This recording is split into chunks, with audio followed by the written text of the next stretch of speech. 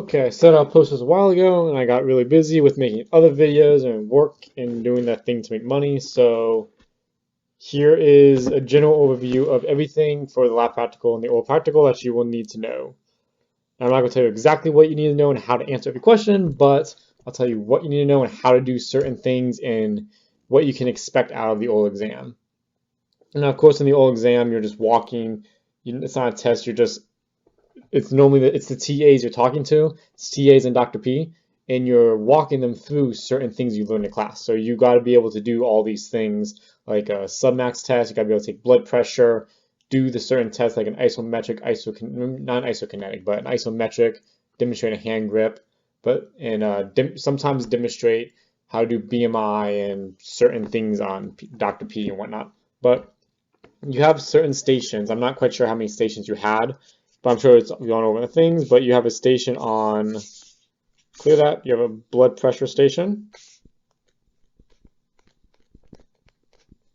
You have a strength training station.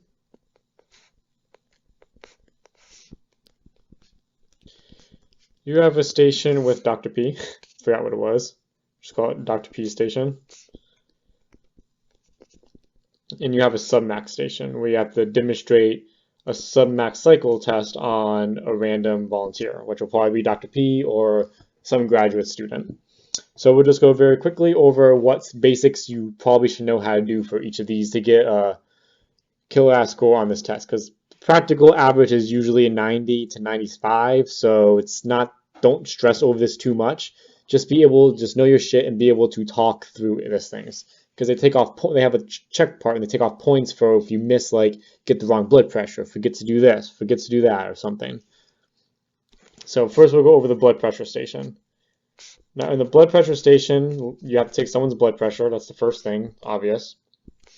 So you have to know how to take someone's BP. Take BP. Now,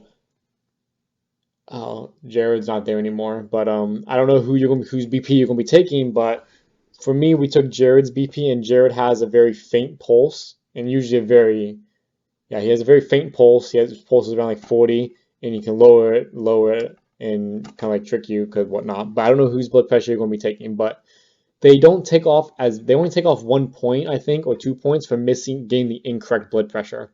So getting the exact number correctly isn't as important as being able to demonstrate the steps on how to take blood pressure.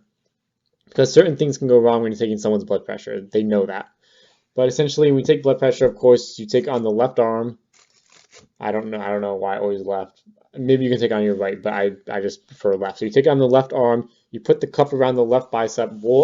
First, you tell them to sit. Be sure you tell them to sit. Tell them to put their legs on the ground, sit straight up, whatever, no slouching, whatever. Relax a little bit, take a few deep breaths, because that messes up your blood pressure if you're stressed and you're excited and whatnot. So tell them to take a few deep breaths, stretch maybe, I don't know, but relax. And then you tell them you roll up their sleeve for them, and you put the cuff around the bicep. So if I had a stethoscope right now, it would be easier. But you put the cuff around the bicep, so you have the cord that has the kind of overlapping the brachial artery. Well, I'm sure you all know what I'm saying. But you put it around the cuff, and then what you do is first take a deep breath yourself. Relax, because you're not being tested by time how fast you do this. And then you put the stethoscope on, whatever. You know how to put the stethoscope on correctly. And then you get ready with the stethoscope, and then you start inflating the cuff.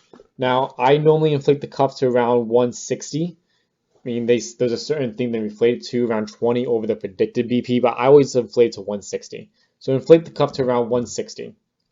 And then slowly turn the knob so you can expel the pressure, so the pressure will decrease very slowly. You don't want to do it too fast, but if you do it too fast, don't worry, you're allowed to take it again.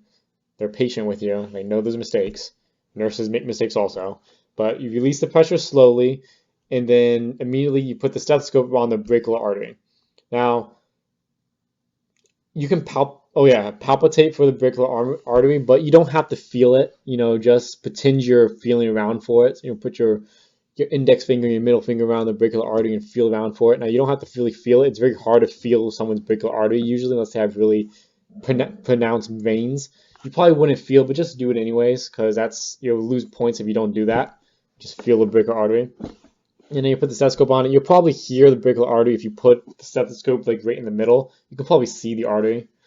And then the first sound you hear is the first carotid sound, and that's the systolic blood pressure. So systolic blood pressure is the first sound you hear. The last sound will be diastolic blood pressure. Now, the first time, if you don't get the exact, if you're not 100% sure of the numbers, it's okay. Relax. Do it again. Tell him you have to do it again. They don't mind. They know that people are going to do blood pressure. Take it like multiple times. Nurses do it also with patients. So if you don't hear it the first time, just do it again. It's that simple. Remember, you don't lose a lot of points for getting the wrong blood pressure. You lose a lot of points for not doing it correctly and not doing the right steps, like palpitating for the artery, inflating the cuff, right, putting the cuff on, whatever. And that's only part of it. And then after, they give you 5 cards, and you have to pick one of the cards. And each card has a different question. So I don't know what every question is, but they're usually basic formula questions like what is cardiac output, what is defined stroke volume, defined heart rate, or what is exercise due to heart rate at rest. Simple questions that are definitions about the cardiovascular system, since this is a blood pressure station. Like my question was, what is the formula for or define heart rate reserve, not heart rate reserve. Okay, sorry, define rate pressure product and what is rate pressure product? What is the formula for it? Simply explain the definitions. It's the indirect measure of oxygen stress on the heart or stress on the heart, and you tell them the formula. Systolic blood pressure times heart rate divided by 100. Check, got 100% on that section. It's very simple. And then the next section is the strength training section. This section, again, you're with a different TA. It can be 5 different cards. My card was an isometric, so I had to walk someone through an isometric test, which is the hand grip test. I had to walk them how to do the hand grip test, step by step. You grab it with your right arm or whatever arm, whatever. You breathe, whatever. You exhale, and on the exhale, you squeeze as tight as you can. You record that number. You do it again. Relax. Exhale, squeeze. Do it again. Squeeze. You got 3 numbers. Take those 3 numbers. Take the average. Actually, I don't remember how to do it anymore, and then you calculate it. Some people get how to do V sit and reach, and they don't have to actually do it. I mean, if you get on the floor and do it, it's easier to describe, but describe how to do a V sit and reach, and always remember that you exhale when you're stretching forward. You got to tell people how to do maybe endurance tests, what tests you can do, like a curl up test, a push up test, how to do 1 rep max maybe might be one of the cards you choose. I know how to walk someone through 1 rep max. You won't have to actually do a 1RM test, but just be able to walk someone through it. And that's the strength training section. Now the section with Dr. P is usually what people get most intimidated, because Dr. P is the subject, and you have to either this is body comp or EKGs. Body comp or EKGs. Now if you happen to draw a body comp card, like it's skinfold question. It's mostly skinfold questions, and I believe there's some other questions, but I drew a skinfold question like, take Dr. P's tricep skinfold. So I had to actually take the calipers and clip her tricep skin. I had to actually do it like I was doing a normal client. I do it in the middle of a tricep. You have to tell her what to do. Act like you're using a client. I told her to relax her tricep. Did it in the middle. Took the measurement twice, just like you would do in the test in the book. Compare them, whatever. You have to say you're looking for it within certain millimeters, etc. And that's what you do. There's also some questions about an EKG placement. You won't have to actually show her, like touch her chest or something and show this is where you put lead 4. You have to just describe it.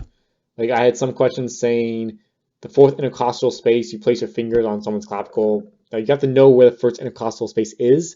Like the lead V4 is between this intercostal. You're not going to have to actually touch Dr. P's 1st clavicle and go down her chest to her 3rd clavicle and say this is where the lead is.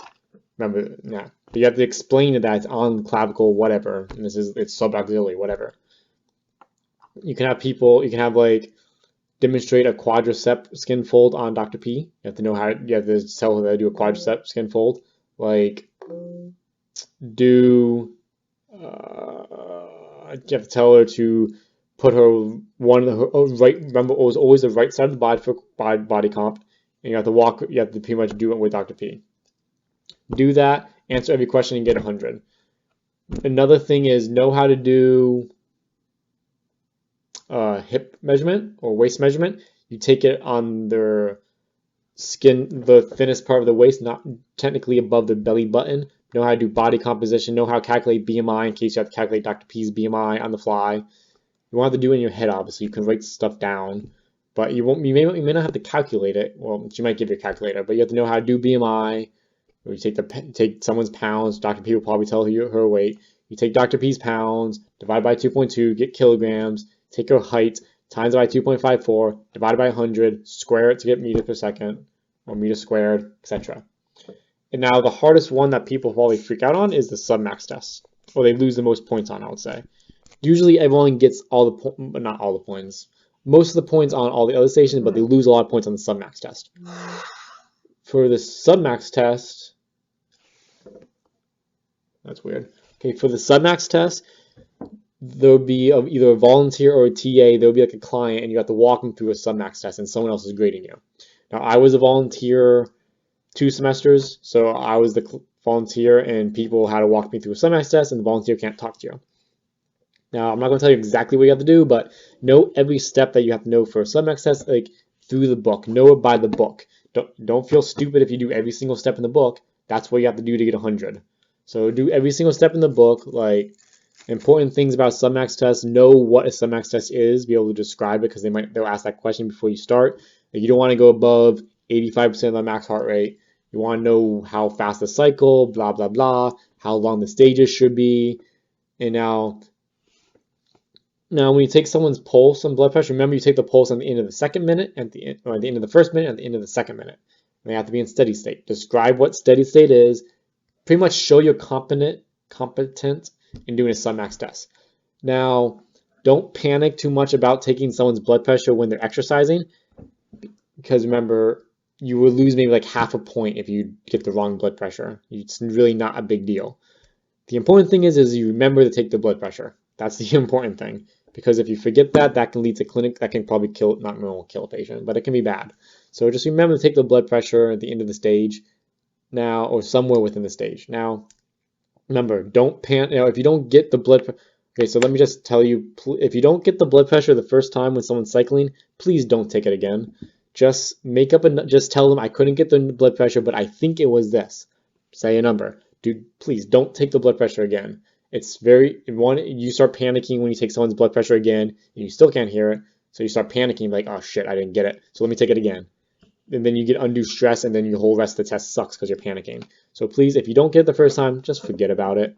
It's like half a point. You lose more points other ways.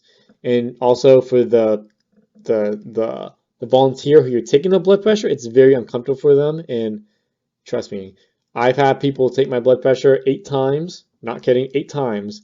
And I was cycling, and you can't say anything, and it's very uncomfortable to be cycling and have someone take your blood pressure 8 damn times in a row, because they inflate the cuff so damn high sometimes, and they fumble, and they take your blood pressure 8 times. It's not comfortable. They took it 4 times on my left arm, 4 times on my right arm. I've had people inflate the cuff to a pressure and forget to deflate it, so my arm is essentially dying of oxygen, and it's in ischemia, and yeah, it sucks. So please take the blood pressure once. If you don't hear it, so what? Skip it. It's only half a point. But remember to do that. Know what steady state is. Know when to stop the stress test, and know how to calculate using the values that you get in the stress test, how to calculate that. So really the main thing is just don't stress too much about this oral exam. Just know your stuff, know your shit, know how to take blood pressure, know how to do someone in a submax test. Essentially, be an exercise physiologist. Demonstrate you learned something in class, and you'll probably get an A on this test. The biggest thing is just don't stress yourself. Just relax, take a deep breath, go in there, whatever. It's really not that stressful.